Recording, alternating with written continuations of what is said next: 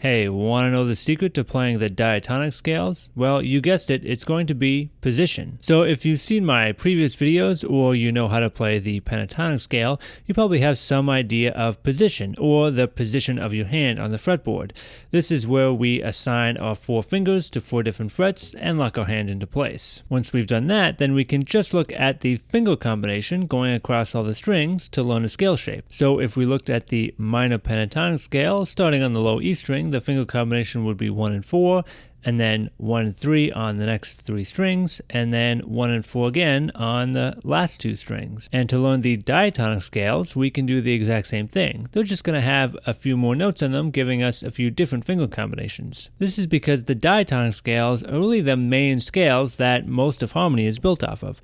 The pentatonic scales are really based on the diatonic scales, just with a few notes taken out. But everything from arpeggios, chords, and even chord progressions are often based on the diatonic scale, so it's good to know. So let's start off by looking at our major diatonic scale. This one, just like the major pentatonic scale, is going to start on our 2nd finger, which I'm going to put on the 5th fret.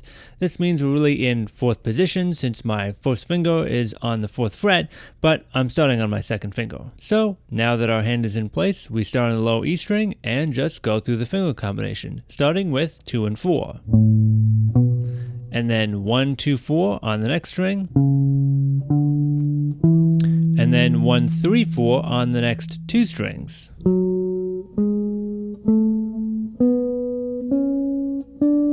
2 and 4 on the next string. And 1, 2, and 4 on the high E string. And of course, I reverse the whole thing to go back down, starting on the high E string with 4, 2, 1. 4, 2 on the next string. 4, 3, 1 on the next 2 strings.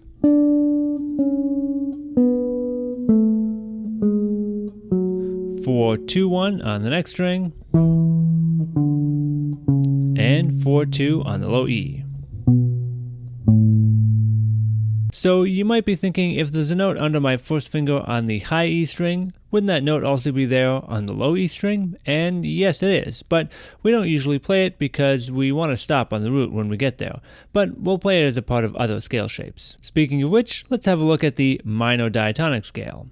The first thing you might notice about this one is it spans more than 4 frets, which means there will be a slight position shift within the scale. The other thing you might notice is it uses a lot of the same finger combinations, 1, 3, 4 and 1, 2, 4. Just like the pentatonic scales and modes, the diatonic scales share a lot of these same finger combinations, which can help us memorize them. So I'm going to start my minor diatonic scale on the 5th fret again, this time on my 1st finger.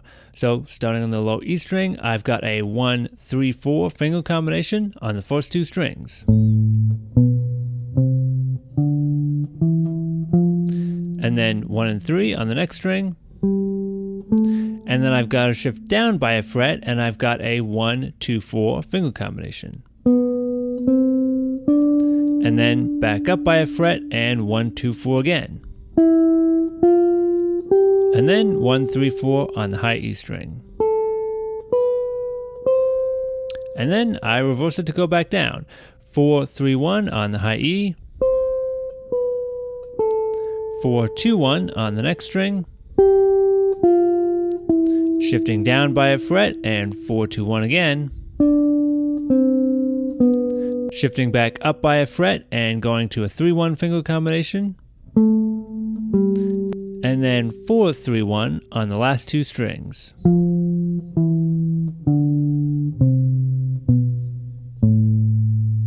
So there you have it, the major and minor diatonic scales. You want to give them a play not only to get the shapes under your fingers, but to get the sound of them into your ears as well, since they're pretty important to understanding harmony. You'll want to be able to hear the difference between the two. But for now, give these a try and get them under your fingers. And of course, happy practicing.